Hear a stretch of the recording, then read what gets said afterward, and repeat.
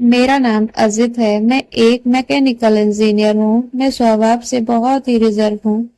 इस कारण कभी मेरी लड़कियों से ना ज्यादा दोस्ती रही, ना ही कोई मेरी गर्लफ्रेंड बनी। अब मेरी जॉब लग गई थी और घर वाले अब शादी के लिए बातें करने लगे। घर पर कई तस्वीरें और बायोडाटा आने लगे। उसमें से मुझे अंजलि देखते ही पसंद आ गई। बायोडाटा से पता चल रहा था कि वो अच्छी पढ़ी लिखी लड़की है। मैंने अपने घर वालों से कहा कि मुझे लड़की पसंद है। हम लोग अंजलि के घर उसे और उसके परिवार को देखने गए। फिर जब अंजलि चाय लेकर आई तो वो मुझे उसकी तस्वीर से भी ज्यादा सुंदर लगी। खुले बाल और हल्के नीले रंग की साड़ी में वो बहुत ही सुंदर लग रही थी। ये कहकर उसने अपने खुले बाल जो पीछे थे उनको आगे किया। इतने में ही कमरे के बाहर से आवाज आ गई और उसकी माँ कमरे में आ गई। शायद उन्हें भी पता था कि वो हर लड़के के साथ ऐसी ही बातें करती है और कुछ बताती है। उसकी मम्मी ने कहा, चलिए बाहर, सब आपका इंतजार कर रहे हैं। अंजलि ने अपनी माँ की तरफ देखा। मैं बाहर आ गया और बाहर मेरी माँ और पिता, जिन्हें भी मेरी शादी की जल्दी थी, वो भी मेरे मुंह से बस हाँ सुनना चाहते थे। मेरे आते ही मेरी माँ मुझे बाहर ले गई और पूछा कि क्या तुझे लड़की पसंद है। मैं मना नहीं कर पाया, लेकिन एक बात मुझे खटक रही थी कि आखिर वो क्या बताने वाली थी। उसकी मम्मी जिस तरह से जल्दी से कमरे में आई, मुझे बाहर ले गई, लगा ऐसा जैसे वो हमारी बातें ही सुन रही थी। मैंने शादी के लिए हाँ कर दी।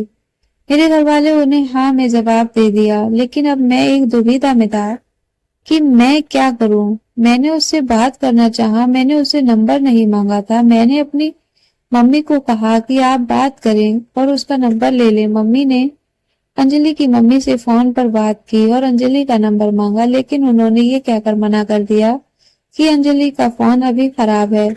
मम्मी ये भी कह रही थी कि वो लोग शादी के लिए जल्दी कर रहे हैं। इन सब बातों से मेरे मन में कुछ अजीब सवाल आने लगे। एक शाम जब मैं ऑफिस में था, तब मुझे एक अननोन नंबर से कॉल आता है। फोन रिसीव किया तो अंजलि थी। वो बोल रही थी कि मम्मी ने मेरा फोन ले लिया है। मैं कुछ बहाना करके अपनी फ्रेंड के रूम पर आई हूँ। उसी के नंबर से फोन कर रही हूँ।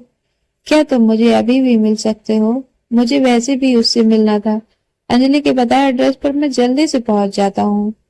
वो उसकी फ्रेंड का रूम था। मैंने जाते ही पूछा, उस दिन की बात अधूरी रह गई थी और तुम्हारी मम्मी तुम पर नजर क्यों रख रही थी?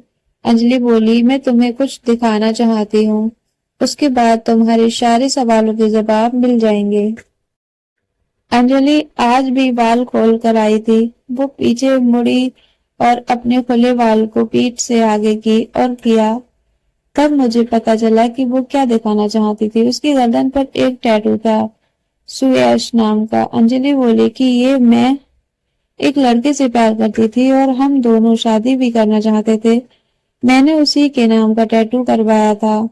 ये बात मैंने अपने घर वालों को भी बताई थी और वो तैयार भी हो गए थे, लेकिन सुयश ने मुझे चीट किया। वो मेरे अलावा भी किसी और का डेट कर रहा था और वो लड़की पैसे वाली थी, इसीलिए उसने मुझे छोड़ दिया। तब से मुझे शादी और लड़कों से एक नफरत सी हो गई है। उस लड़के को मैंने बहुत प्यार किया, लेकिन उसने मुझे धोखा दिया। तुमने पहले भी दो लड़कों को मैंने टैटू दिखाया और उन्होंने सच जानकर शादी के लिए मना कर दिया। मम्मी इसीलिए मुझ पर नजर रख रही थी कि मैं तुम्हें भी कहीं सच न बता दूं, लेकिन मैं लड़कों की तरह नहीं हूँ। मैं नई जिंदगी की शुरुआत सच के साथ करना चाहती हूँ। मैं सुनकर सोच में पड़ गया कि जिसको प्यार मिलता है उसे प्यार की कदर नहीं होती। आखिर इतनी प्यार करने वाली लड़की को कैसे कोई धोखा दे सकता है? मैंने कहा कि मुझे तुम्हारे पास्ट से कोई मतलब नहीं है, लेकिन मैं चाहता हूँ कि मुझे भी तुम उतना ही प्यार करो जितना उस लड़के को करती थी। अंजलि को ये उम्मीद नहीं थी। उसे लगा था मैं भी उससे शादी के लिए मना कर लूंगा। मेरी बात सुनकर उसने इतने दिनों के दबाए आंसू बहाने लगे। मेरी शादी अंजलि से हो गई और मैं अपने आप को बहुत खुशकिस्मत मानता हूँ कि मुझे अंजलि जैसी सच्ची और प्यार करने वाली लाइफ पार्टनर मिली। तो दोस्तों कहानी कैसी लगी कमेंट करके जरूर बताइए और अपने दोस्तों में शेयर करिएगा। वीडियो को लाइक कीजिएगा। अभी तक चैनल को सब्सक्राइब नहीं किया है तो चैनल को सब्सक्राइब कीजिएगा। हम रोज आपके लिए नई से नई स्टोरी लेकर आते रहेंगे और मिलते हैं नेक्स्ट वीडियो में। तब तक अपना ख्याल रखिए। Thanks for watching.